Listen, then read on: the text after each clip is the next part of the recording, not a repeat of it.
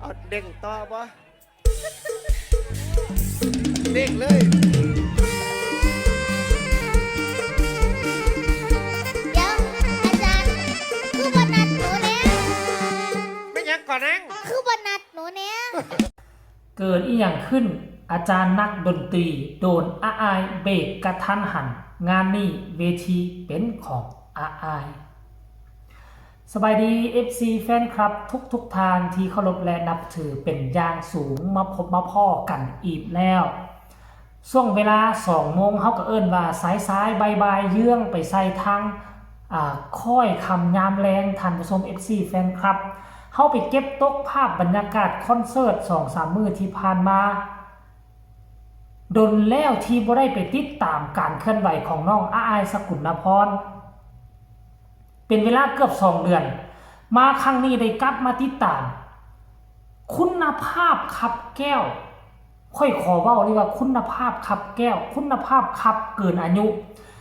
FC แฟนคลับของน้องอาอายหลายคนมักเว้าว่าเก่งเกินอายุคำนี้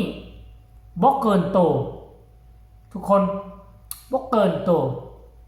ขึ้นเวทีใดเวทีนั่น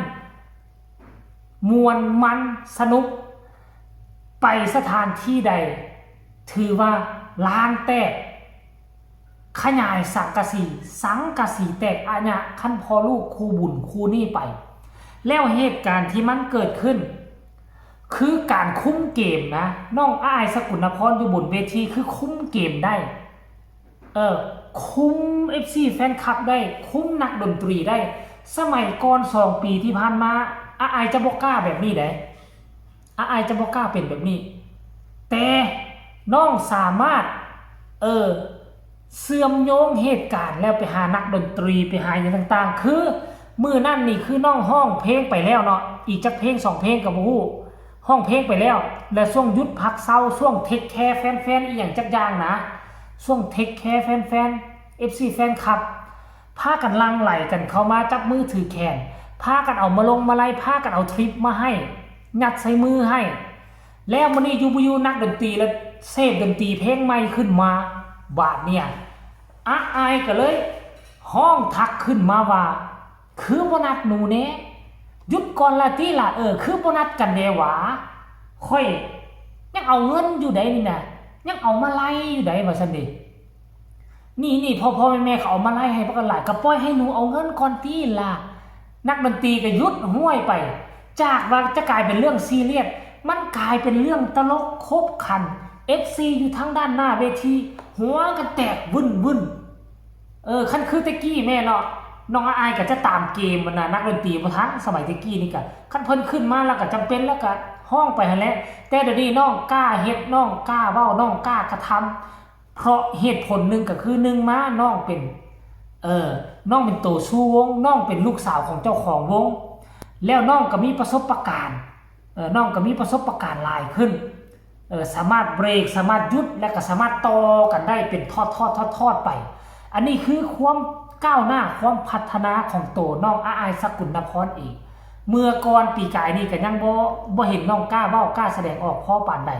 แสดงว่าน้องสามารถคุมเกมการแสดงของตนเองอยู่บนเวทีได้ 100% แล้วก็ทั้งมือกอกทั้งมือก่อนทั้งนักดนตรีก็สามารถเล่นไปนำน้องอาอายได้อันนี้คือความแปลกใหม่ที่เจบ่เล่าเห็นอยู่ในตัวตนของน้องอาอายสกุลพรที่น้องแสดงออกมาก็ถือว่าได้ดีพอสมควรเจบ่เล่าเคยเว้าเลยว่าอีกประมาณ 2-3 ปีเผลอๆบอสนุบอสดกบ่จำเป็นต้องไปยืนคุ้มลูกสาวก็ได้อาอายจัดการได้หมดคุ้มเกมอยู่แน่นอน 100% รายละเอียดให้ทุกคนไปชมคลิปนี้ซะก่อนว่าเป็นแนวใดสนุกสนานเพียงใดแล้วจังว่าพ้อกันกับเจบ่เล่าในช่วงต่อไปชมพร้อมๆกันเลยเอาเด้งต่อบ่เด้งเลยเดี๋ยวอาจารย์คือบนัดหนูเนี่ยไม่ยังก่อนนังคือบนัดหนูเนี่ยคนกำลังเอาเงินนี่แม่ชุกกันนัดหลานกูเด็กสูเอาไงล่ะอีหลาจะขึ้นท่อนไหนกีฬาสิขึ้นท่าได้เอาไอ้มารอไผน้อยอยู่ข้างเด็กดึง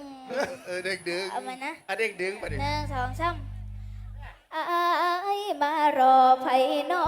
ยอยู่ข้า เออ โอ้ยสั่งได้ครับ ที่หลังกันตรงนั้นเขามา นัดกันอยู่ข้างสไลเดอร์นัดกันอยู่ข้างสไลเดอร์ก็เลยมาเจออยู่ข้างเด็กดึงอะไรดึงอะไรดึงอะไรดึงอะไรดึงอะไรดึงอะไรดึงอะไรดึงอะไรดึงตกตะลึง เห็นบ่ทุกคนวิดีโอนี่นะคือเจบ่เล่าฟังแล้วฟังอีกฟังแล้วฟังอีก2-3 รอบเห็นแต่มื้อวานนี่พุ่นละฟังแล้วก็คิดแล้วก็ฟังจนว่าตะงี้ใจอายเปลี่ยนไปกล้าเว้ากล้าว่ากล้าแสดงออกแต่บ่แม่นว่าเว้าด่าเขาเป็นปุ๊กๆได้กล้าเว้าถึกจังหวะกล้าเว้าถึกโอกาสมันก็เลยกลายให้เป็นเรื่องสนุกสนานม่วนกุ๊บกันเลยโอ้โหถือว่าสุดยอดหลายเนาะพัฒนาขึ้นหลายลูกสาวของพ่อแม่ลูกสาวของพ่อนกพงศกรหลานสาวของญานุท่านผู้ชม FC แฟนคลับอันนี้คือข้อได้เปรียบที่เจบ่เล่าเคยเว้าว่ามาตลอดว่าอายเนาะมีสิ่งหนึ่งที่ได้เปรียบผู้อื่นก็เพราะว่าเข้าวงการหมอลำตั้งแต่ยังน้อยตั้งแต่อายุ10-11 ปีอยู่วงการ 2-3 ปีก็มีความรู้ความสามารถเทียบเท่ากับคนอายุ20 ปีแล้วปัจจุบันนี้อายุ13 ปีแต่ความรู้ความสามารถทั้งด้านการร้องการรำการยืนอยู่บนเวทีซ้ำกับอายุคนอายุ20 ปีแล้วคิดเบิ่งท่าน้องอายอายุ15 ปีความรู้ความสามารถของน้องก็จะซ้ำกับอายุ30 ปีเพราะฉะนั้นน่ะการที่เอาเด็กน้อยมาปุ๊กมาปั้นไว้น่ะมันจะได้ใช้แรงงานกันยาวนานบ่คือเฮาเอาคนที่เป็นแล้วอายุ25 ปีแล้วจึงเอามาอยู่วงใช้งานแป๊บเดียวเขาก็เฒ่าเขาก็แก่แต่การใช้งานน้องอายสกุลนพรนี่ใช้ไปอีกประมาณ40 ปีก็ยังใช้ได้อันนี้คือภาพลักษณ์ที่เปลี่ยนไปจากเมื่อก่อนความสามารถคุ้มเกมอยู่ทางด้านหน้าเวทีได้ดีกว่าเก่าหลายเท่าเอาท่านผู้ชม FC แฟนคลับ FC ของน้องอายสกุลนพรทั้งใกล้และไกล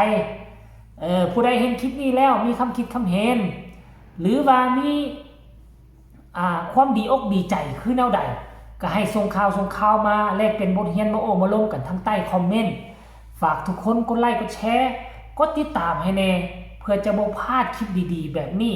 อีกต่อไปที่สำคัญอย่ากดข้ามโฆษณาเนาะอย่ากดข้ามโฆษณาหวังว่าจะได้หับความเมตตากรุณา FC แฟนคลับผู้ใดเข้ามาเบิ่งก็ขอให้กดแชร์ไปให้เจบ่ลาวเด้อกดแชร์ไปก็ซ้ำกับพวกเจ้าสนับสนุนน้องอายสกุลนพรหั่นละยกย้ายไส้สวยคลิปหน้านี่อาจจะไปพบไปพ้อกันกับ FC ของน้องธิดาลาวแห่งตระกูลศรีวิไลมื้อนี้ได้เดินทางไกลไปการไปงานก็หวังว่าสุดหน้าจะได้พ้อกันใหม่สำหรับคลิปนี้ลา FC ของอายสกุลนพรไปเพียงส่ำนี้ก่อนสบายดี